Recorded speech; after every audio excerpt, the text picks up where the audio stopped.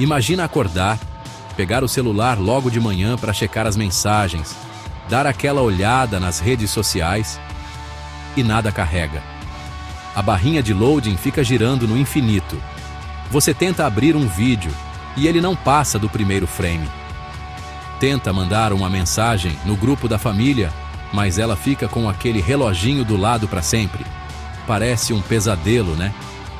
Você tenta o Wi-Fi, depois os dados móveis, reinicia o celular, reinicia o roteador, mas nada adianta. A internet simplesmente não existe mais no seu aparelho.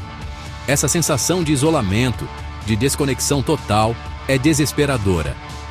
Você começa a pensar, será que é só comigo? Mas aí você olha pela janela e vê seus vizinhos na mesma situação, confusos, olhando para os celulares como se fossem tijolos inúteis. O problema não é local, é global. Sites de notícias, bancos, aplicativos de transporte, plataformas de streaming, tudo fora do ar. A espinha dorsal da nossa sociedade moderna simplesmente desapareceu, nos jogando de volta para uma era pré-digital em questão de minutos. Pode parecer cena de filme apocalíptico, algo saído de uma série de ficção científica, mas isso não é só imaginação. Isso já aconteceu de verdade, em diferentes escalas e por diferentes motivos. A internet, essa estrutura que a gente assume como garantida, já ficou de joelhos, causando pânico e prejuízos bilionários. E hoje a gente vai mergulhar fundo nessas histórias para entender como o mundo digital pode parar e quais as consequências de um apagão global. Segura aí que a viagem vai ser intensa. Vamos voltar para 2016. Nesse ano, a gente presenciou um dos ataques cibernéticos mais impressionantes da história. Não pela sofisticação do código, mas pela genialidade e simplicidade da sua execução. O alvo foi uma empresa chamada DIN, um nome que talvez você nunca tenha ouvido falar, mas que era, e ainda é, uma peça fundamental no quebra-cabeça da internet. A DIN controlava o DNS, o sistema de nomes de domínio, de gigantes como Twitter, Netflix, Spotify, Amazon e muitos outros. Pensa no DNS como a lista telefônica da internet. Quando você digita netflix.com, é o DNS que traduz esse nome para o endereço IP do servidor, permitindo a conexão. Sem ele, a internet vira um labirinto sem mapa. O que os hackers fizeram foi criar um exército. Mas não um exército de computadores superpotentes em um porão escuro, como a gente vê nos filmes. Eles criaram um exército de coisas.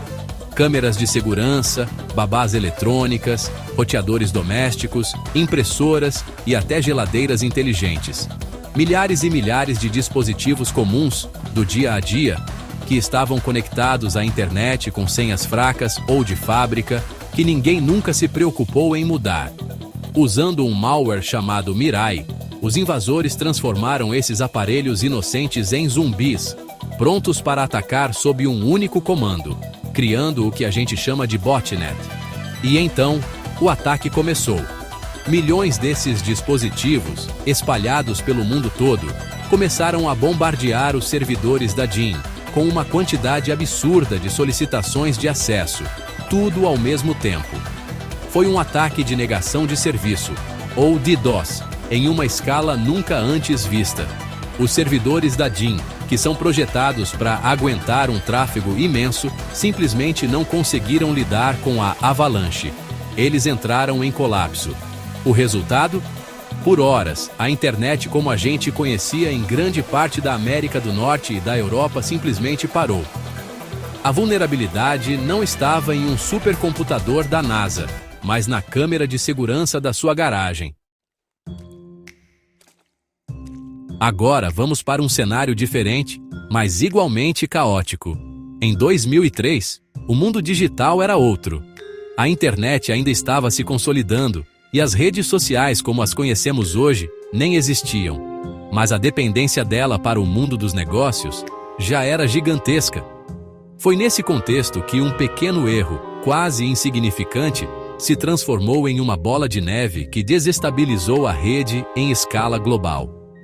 Tudo começou em um data center, com um procedimento de manutenção que deveria ser rotineiro. Um técnico estava atualizando as tabelas de roteamento de um provedor de internet.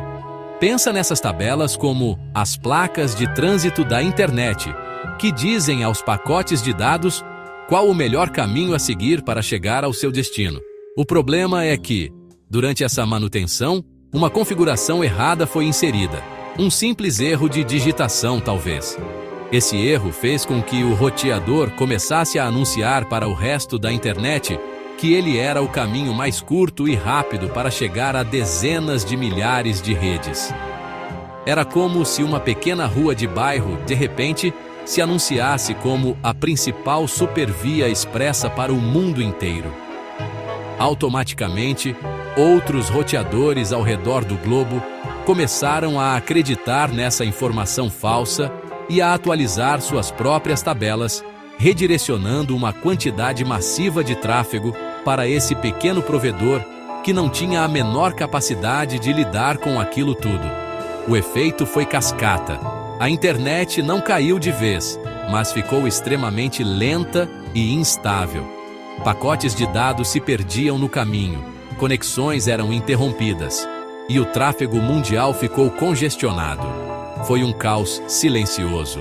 Empresas que dependiam de transações online começaram a perder milhões de dólares por minuto. O incidente, que durou algumas horas até ser identificado e corrigido, não foi um ataque malicioso, mas um erro humano. Ele expôs uma falha fundamental na confiança que os sistemas de roteamento tinham uns nos outros e mostrou a necessidade urgente de criar mecanismos de verificação e proteção para evitar que um pequeno erro se espalhasse como um vírus pela rede. Avançando no tempo, chegamos a um evento que provavelmente todo mundo que está assistindo a este vídeo se lembra muito bem: a grande queda das plataformas da Meta em outubro de 2021. Foi uma tarde de segunda-feira quando, de repente, WhatsApp, Instagram e Facebook simplesmente desapareceram do mapa. Não era lentidão, não era instabilidade, era um apagão completo. Você abria os aplicativos e eles não atualizavam, as mensagens não eram enviadas e a versão web mostrava uma página de erro. O pânico foi instantâneo e global. Bilhões de pessoas de uma só vez foram desconectadas de suas principais ferramentas de comunicação, trabalho e entretenimento. A causa, mais uma vez, não foi um ataque hacker espetacular, mas uma falha interna. Durante uma manutenção de rotina, um comando errado foi executado e acabou desconectando os data centers da Meta da internet global.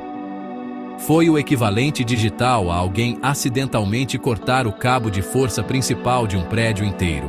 E, para piorar a situação, as ferramentas internas que os engenheiros usavam para diagnosticar e corrigir o problema também dependiam daquela mesma rede que havia caído.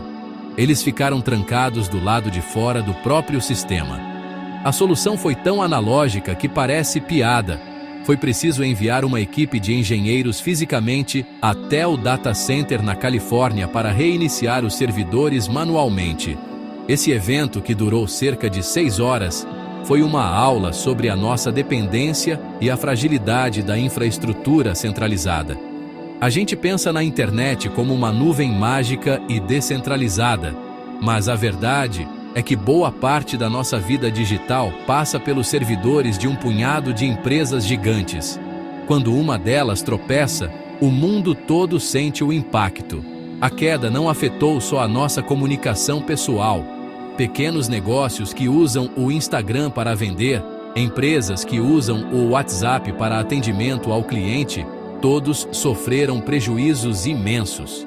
Foi um lembrete poderoso de que a internet não é uma entidade única, mas um conjunto de redes interdependentes, e que a falha em um único ponto pode ter consequências em cascata. O ataque a DIN, o erro de roteamento de 2003, e a queda da Meta nos mostram 3 facetas diferentes da mesma vulnerabilidade. Seja por um ataque malicioso que explora a insegurança de dispositivos comuns, por um simples erro humano que se propaga em cascata, ou por uma falha interna em uma infraestrutura centralizada, a verdade é que a internet, essa força que rege o nosso mundo, é muito mais frágil do que a gente imagina. Nós a tratamos como se fosse ar, algo que sempre esteve e sempre estará lá. Mas esses eventos são como tremores que nos lembram que estamos vivendo sobre uma base que pode ruir. Cada um desses apagões, mesmo durando apenas algumas horas, foi suficiente para gerar pânico, causar prejuízos bilionários e expor falhas críticas na arquitetura da rede. Eles serviram como um alerta, forçando empresas e engenheiros a desenvolverem sistemas mais robustos, protocolos de segurança mais rígidos e planos de contingência mais eficazes. A internet de hoje é, em parte, mais segura por causa das lições aprendidas com esses desastres. Mas, ao mesmo tempo, nossa dependência dela só aumentou. Hoje, uma queda de 6 horas teria um impacto muito maior do que teve em 2021. E isso nos leva à pergunta que fica no ar. Uma pergunta um pouco assustadora. Se algumas horas de desconexão já são capazes de causar um caos dessa magnitude, o que aconteceria se a próxima grande falha não durasse horas, mas dias ou semanas? Estamos preparados para um cenário em que não apenas as redes sociais, mas os sistemas bancários, as redes de energia, a logística de alimentos e os serviços de emergência fiquem offline? A questão não é se a internet vai falhar de novo, mas quando e por quanto tempo? E pensar nisso nos força a refletir sobre o nosso plano B. Será que a gente tem um